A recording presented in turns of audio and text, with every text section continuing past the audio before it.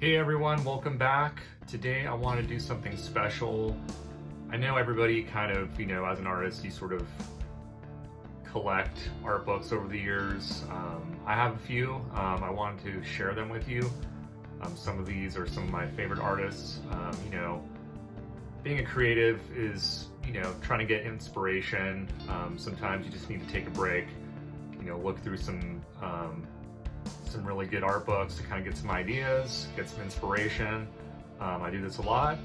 Some days I just sort of I don't even turn the computer on or, take my notepad out or my sketchbook out and just pretty much spend the day just looking at stuff, just to sort of, get the creative juices flowing.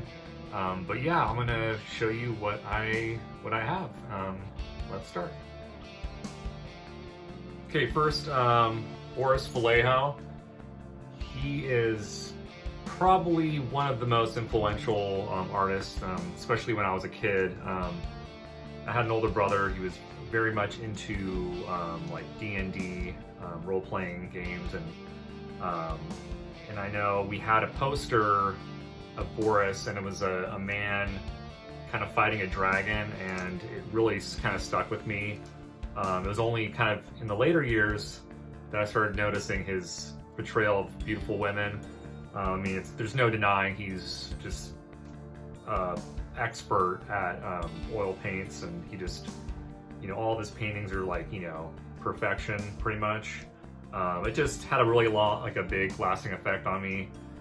This book in particular has a lot of good images, not only paintings, but also like sketches and things like that. But yeah, I recommend it. I got this one on Amazon, I believe. This is actually a vintage one, so they might have some still available, but yeah. This next one, you can't go wrong with Frank Frazetta. To be honest, like I've seen Frank's work throughout the years, but I never knew who he was. Believe it or not. Definitely, he's the dude who inspired Boris. I mean, he came before Boris. I feel like kind of an idiot being an artist and not knowing his name and kind of connecting it with artwork, but Frank Frazetta is just, I mean, he's undeniably like probably one of the best fantasy artists ever. His work had a lot of like motion. It was like it's just very interesting the way he paints. His backgrounds were like not the most detailed, but they also were the most detailed things. It's like kind of his style was very just kind of like, I know he had a comic book background as well. He did comic book illustrations, and that really, I think, helped with his overall aesthetic. But yeah, this book right here is amazing. It has a lot of stuff, a lot of full page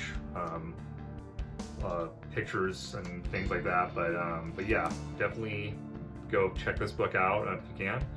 Again, this is an older book, so I don't know if it's available still, but yeah.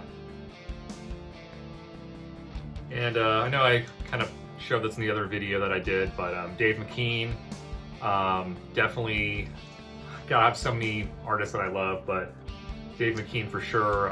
His style is so very inspiring for me. I have a few of his books. I have like 3, I think, but this one in particular shows kind of like this, all of his book covers, a lot of the Sandman series, like the Arkham series that he did.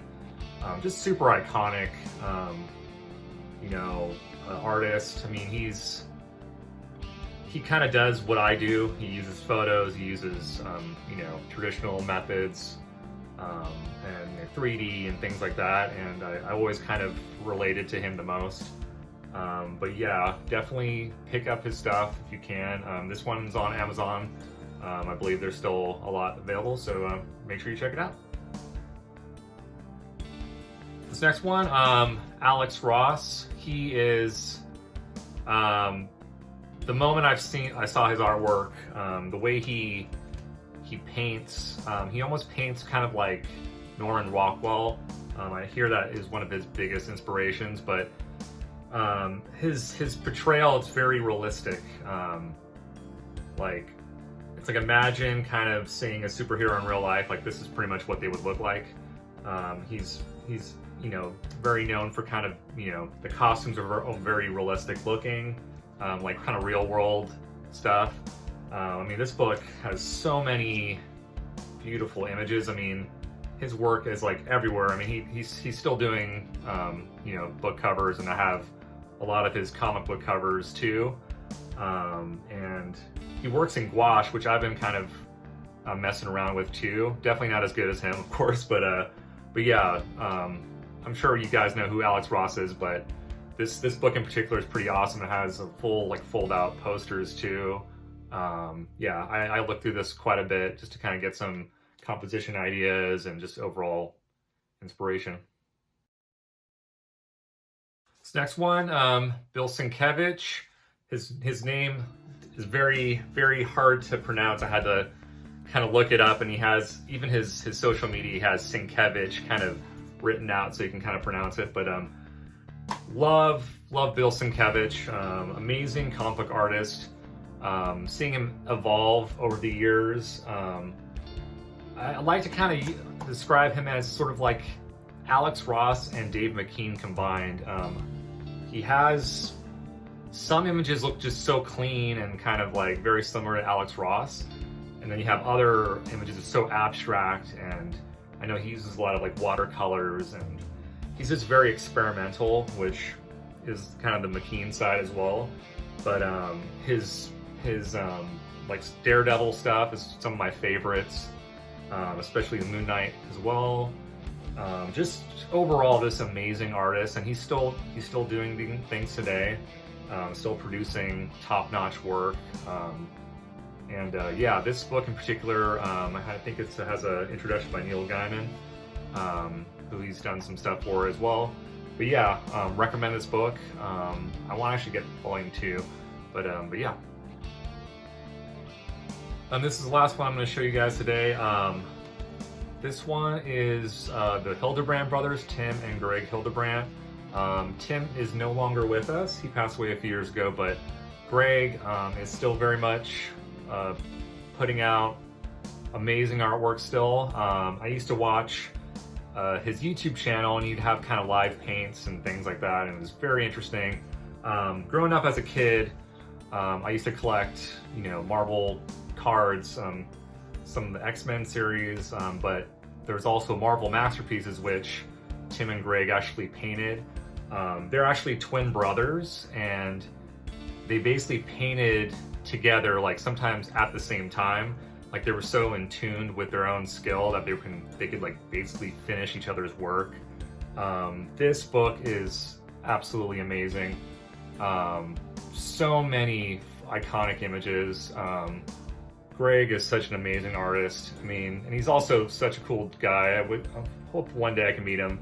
But yeah, definitely recommend this book. I'm sure if I'm 41, so I was, you know, 11, 12 when the Marvel Masterpieces came out, so it's very vivid in my mind. And you know, this book was perfect.